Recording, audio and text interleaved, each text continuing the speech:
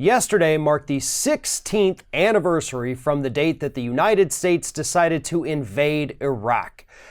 Ari Fleischer, George W. Bush's press secretary during the run-up to the Iraq War, decided to take the time not to commemorate the 4,500 dead U.S. soldiers or the 300,000 dead Iraqi civilians and combatants, but instead took to Twitter, wrote a multi-tweet thread about how nobody in the Bush administration lied us into the Iraq War.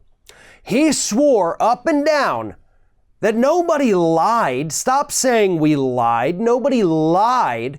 It's just that all the intelligence was bad, but we were telling the truth based on this intelligence that later turned out to not be true. So there was no intentional or malicious lying taking place by anyone within the Bush administration. So says Ari Fleischer, the guy who helped spread the lies that got us into the Iraq War. Now, plenty of people on Twitter, plenty of articles came out. Everybody already refuted what Ari Fleischer had to say. Because just like when he was press secretary, his entire little Twitter screed was a lie. None of it was true, except for the fact that, yeah, the intelligence agencies got it wrong. But what he left out was that not only did they get it wrong in some areas, but they actually had it right in plenty of other areas. It's just that the Bush administration chose to ignore those parts, like when the intelligence officials came and said, hey, we can't find any evidence anywhere of nuclear weapons. And then Dick Cheney goes on TV and says, oh yeah, there's no question Saddam has nuclear weapons. Or when Condoleezza Rice went on TV and said, well, they've got all these aluminum tubes and they're using those to build missiles, probably nuclear missiles. Yeah, the intelligence community, before those claims were made, told them these things aren't happening. So guess what, Ari? That is a malicious and intentional lie. The list is endless of all the lies this administration told to get us into Iraq. They lied us in there. They didn't know how to get out of there once they got in there. They didn't even have an actual goal with this war, other than George W. Bush and Dick Cheney and Donald Rumsfeld trying to finish what Bush's daddy started in the early 90s. Beyond that, they didn't know what to do. They didn't know how to get out, and that's why we still have American troops over there in Iraq 16 years later. But the worst part of it all is that nobody from that administration is willing to admit that they weren't honest. Hell, back in, I think it was 2006, we got the Downing Street memo. Maybe it was even 2005, where British officials said that the U.S. is fixing intelligence around a specified goal of Iraq invasion.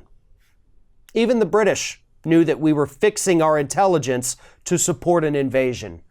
That happened. That was a thing.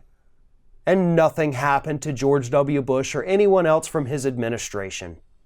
They should have all immediately, upon taking office by Barack Obama, have been prosecuted for their war crimes, for lying us into the war, for torturing enemy combatants, everything. Totally prosecutable, very easy to prove. But Obama came to office and said, let us look forward and not backward. It's actually what he said. And that's why these people are walking around today. Hell, George W. Bush is getting praise from some Democrats now. He's so sweet. He gave Michelle Obama a piece of candy at the funeral. What a good guy. He couldn't figure out how to get his rain poncho on during Trump's inauguration. He's such a goofball. He's a goofball who got hundreds of thousands of people across this planet killed. And he hasn't shown a single bit of remorse for the lies that caused all those deaths. That's not exactly the kind of guy we should be hoisting up on our shoulders and saying, look at this lovable idiot, isn't he cute? One of our video sponsors today is BetterHelp.com. BetterHelp.com offers users access to their own personal therapist. After filling out a short questionnaire, BetterHelp.com links you up within 24 hours to a therapist who's best suited to help you with whatever it is you may need. BetterHelp.com is cheaper and more efficient than going and sitting in a therapist's office or waiting for weeks at a time to get an appointment with a therapist. And the best part is that it really is only a fraction of the cost. You can speak to somebody 24/7 from the comfort and privacy of your own home. BetterHelp.com is there for you.